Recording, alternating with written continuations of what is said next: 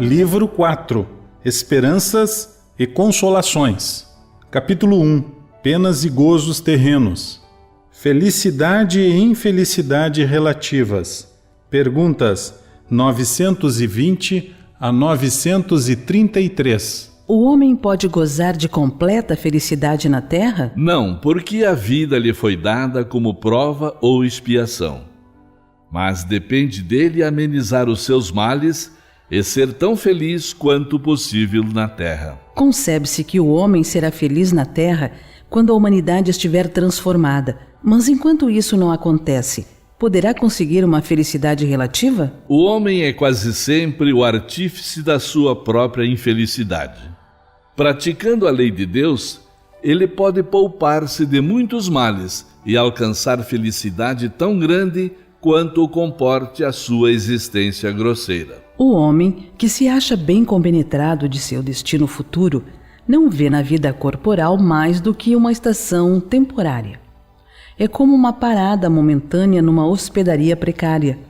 Consola-se facilmente de alguns aborrecimentos passageiros, de uma viagem que deve conduzi-lo a uma posição tanto melhor quanto melhor tenha cuidado dos preparativos para realizá-la. Somos punidos já nesta vida pelas infrações que cometemos às leis que regem a existência corporal, por meio dos males decorrentes dessas mesmas infrações e dos nossos próprios excessos.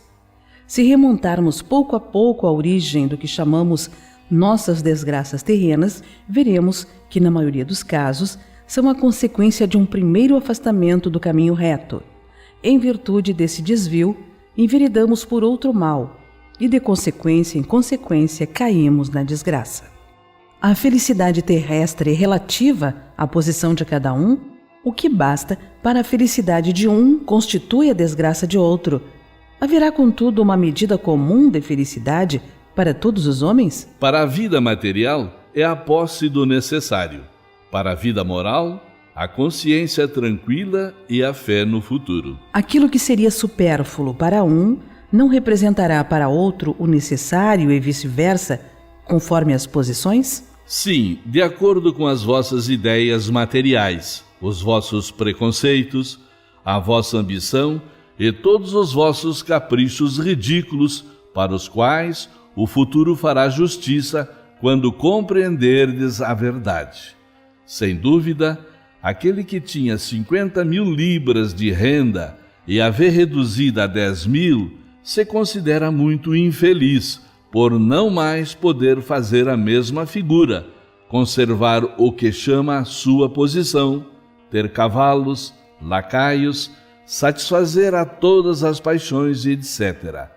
Julga que lhe falta o necessário, mas, francamente, achas que seja digno de lástima quando ao seu lado há muitas pessoas que morrem de fome e de frio sem um abrigo onde repousem a cabeça?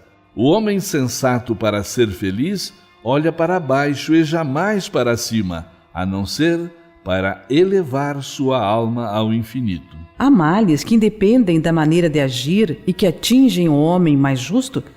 Haverá algum meio dele se preservar deles? O homem deve resignar-se a sofrê-los sem murmurar, se quer progredir. Entretanto, sempre encontra consolação na própria consciência, que lhe dá a esperança de um futuro melhor, desde que faça o que é preciso para obtê-lo. Porque Deus favorece com os dons da fortuna certos homens que não parecem tê-los merecido? É um favor aos olhos dos que apenas veem o presente, mas sabei-o bem, a riqueza é quase sempre uma prova mais perigosa do que a miséria. Criando novas necessidades, a civilização não é fonte de novas aflições? Os males deste mundo estão na razão das necessidades artificiais que criais para vós mesmos. Aquele que sabe limitar seus desejos e olha sem inveja o que esteja acima de si, poupa-se a muitos desenganos nesta vida. O mais rico é o que tem menos necessidades. Invejai os gozos dos que vos parecem os felizes do mundo. Sabeis, porventura, o que lhes está reservado? Se não gozam senão pessoalmente, são egoístas e sofrerão as consequências. Antes, deveis lastimá-los. Deus permite algumas vezes que o mal prospere, mas a sua felicidade não é de causar inveja, porque a pagará com lágrimas amargas. Quando o justo é infeliz, trata-se de uma prova que lhe será levada em conta, se a suportar com coragem. Lembrai-vos destas palavras de Jesus: bem-aventurados os que sofrem, porque serão consolados. Certamente o supérfluo não é indispensável à felicidade, porém o mesmo não se dá com o necessário. Ora, não será real a infelicidade daqueles que estão privados do necessário? Na verdade, o homem só é infeliz quando sofre a falta do necessário, a vida e a saúde do corpo. Essa privação talvez se deva à sua própria culpa, daí porque só tem que se queixar de si mesmo. Se a culpa for de outrem, a responsabilidade recairá sobre aquele que lhe tiver dado causa. Evidentemente, pelas características de nossas aptidões naturais, Deus indica nossa vocação neste mundo. Muitos males não provêm do fato de não seguirmos essa vocação? É verdade, e muitas vezes são os pais que, por orgulho ou avareza, desviam seus filhos do caminho que a natureza lhes traçou, comprometendo-lhes assim a felicidade. Serão responsabilizados por isso. Então considerais justo que o filho de um homem altamente colocado no mundo fabrique tamancos, por exemplo, desde que tenha aptidão para tanto? Não se precisa cair no absurdo e nem exagerar coisa alguma.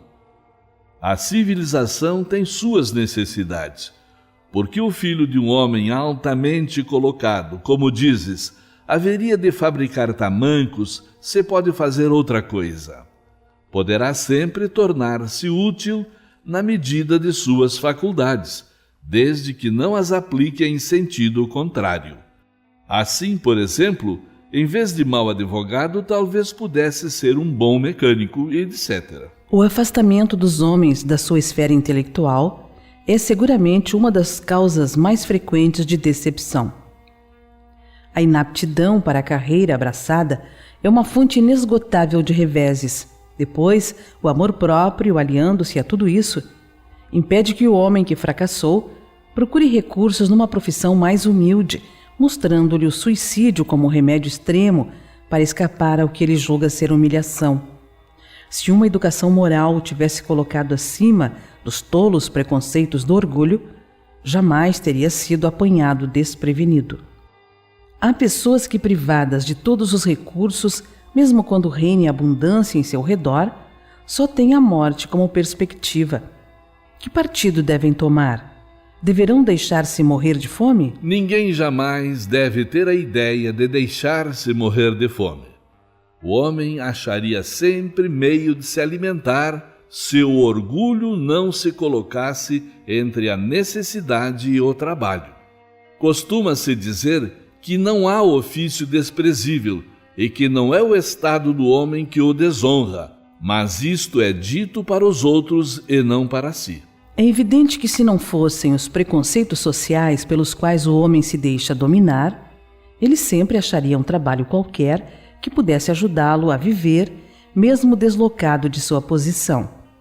Mas entre os que não têm preconceito ou os põem de lado, não há pessoas que estão impossibilitadas de prover as suas necessidades em consequência de moléstias ou outras causas independentes de sua vontade? Numa sociedade organizada segundo a lei do Cristo, ninguém deve morrer de fome. Com uma organização social criteriosa e previdente, ao homem só pode faltar o necessário por culpa sua. Porém, muitas vezes, suas próprias faltas resultam do meio onde se acha colocado. Quando o homem praticar a lei de Deus, terá uma ordem social fundada na justiça e na solidariedade, e ele próprio também será melhor.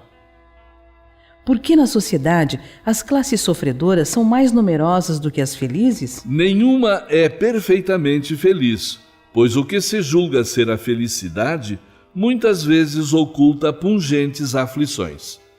O sofrimento está por toda parte. Entretanto, para responder ao teu pensamento, direi que as classes a que chamas sofredoras são mais numerosas porque a terra é lugar de expiação.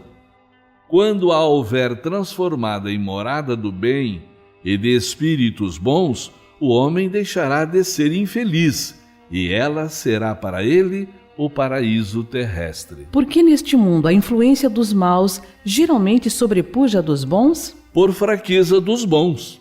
Os maus são intrigantes e audaciosos, os bons são tímidos.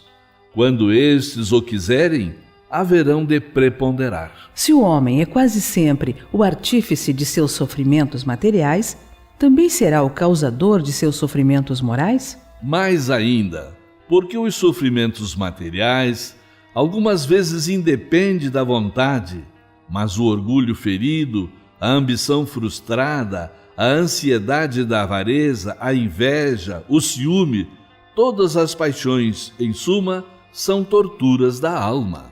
A inveja e o ciúme. Felizes os que desconhecem esses dois vermes roedores. Com a inveja e o ciúme não existe calma, não há repouso possível para aquele que é acometido por esse mal.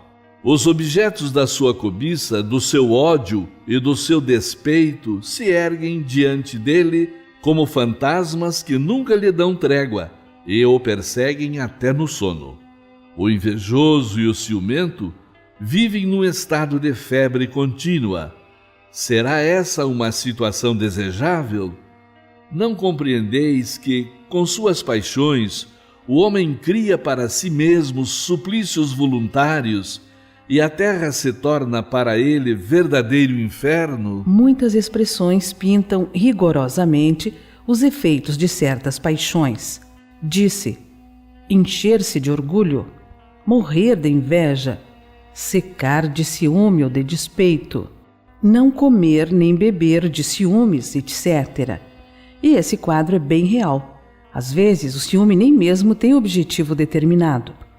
Há pessoas ciumentas por natureza, sentem ciúme por tudo o que se eleva, por tudo que escapa da vulgaridade, mesmo quando não são movidas por nenhum interesse direto, mas unicamente por não poderem atingir o mesmo plano.